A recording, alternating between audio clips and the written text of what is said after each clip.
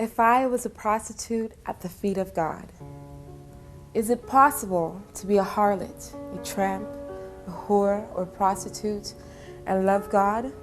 I've asked myself this question many times.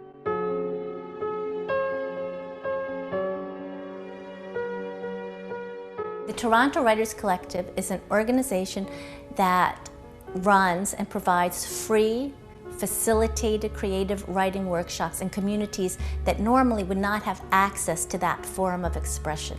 It's not periods and commas and spelling, it's about the truth.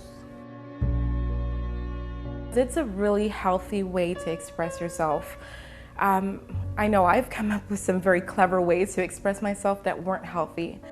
Well, it's a chance to write, it's a chance to be heard, it's a chance to be critiqued without having to worry that somebody's going to cut you down.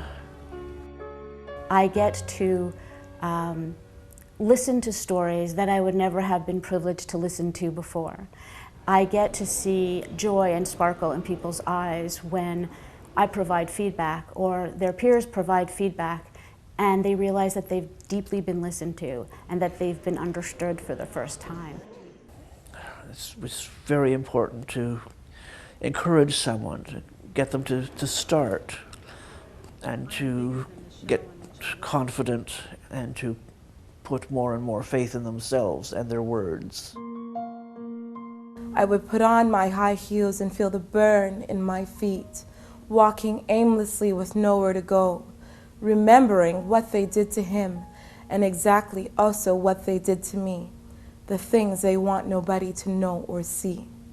People who are unwell, if they have an opportunity to sing, to perform, to write, to paint, to draw, that this does something for them within them that seems to help them to heal.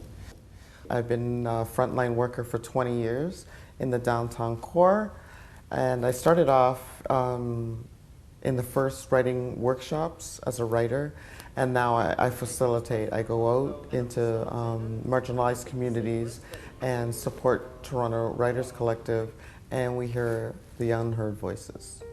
Best friends. There were people I called my best friends, but they were as changeable as the wind. I could depend on the wind more, as they would change depending on who we came across on the schoolyard or in the street. 1 minute, we were bosom buddies, and the next, they were across the street watching me get the stuffing beaten out of me. When people share stories authentically, with honesty, social change does happen because people's perspectives are broadened. And the reservoir of creativity and experience expressed is nothing less than stunning. So you can't perceive a person in that same way any longer. I had a woman come up to me who said, I didn't know what I was feeling, but when you came up to me and you told me that that was your feedback, I realized and I could put a name to my emotion. And she was very glad that I was able to do that and wanted to continue to write and asked for more prompts. And I thought, you know, in one small moment, we were able to turn a light on for her. Art is therapy, and writing is a major form of therapy and a major way that people can express something that is in prison within them. This is a motivator physically and psychologically and spiritually to helping them to heal and get better and find their way in life. It's not just the writing. A lot of personal transformation and change occurs within the participants.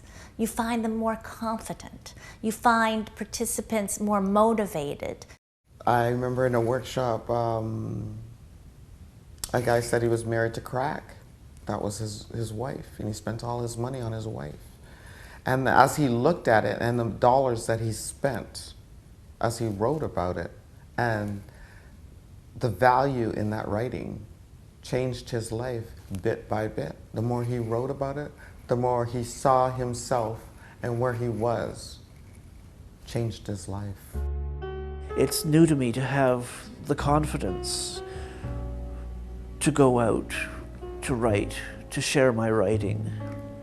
Writing is what I want to do. Writing is what I seem to do well. It's what I enjoy. I have seen the benefit of people contributing. I have seen what the workshops can do, and I have seen what the creative writing contest is all about.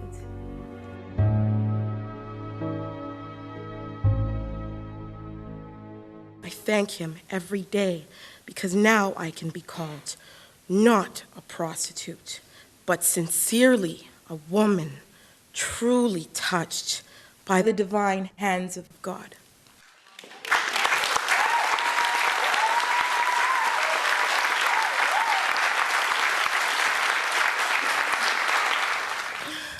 The honor is not for me.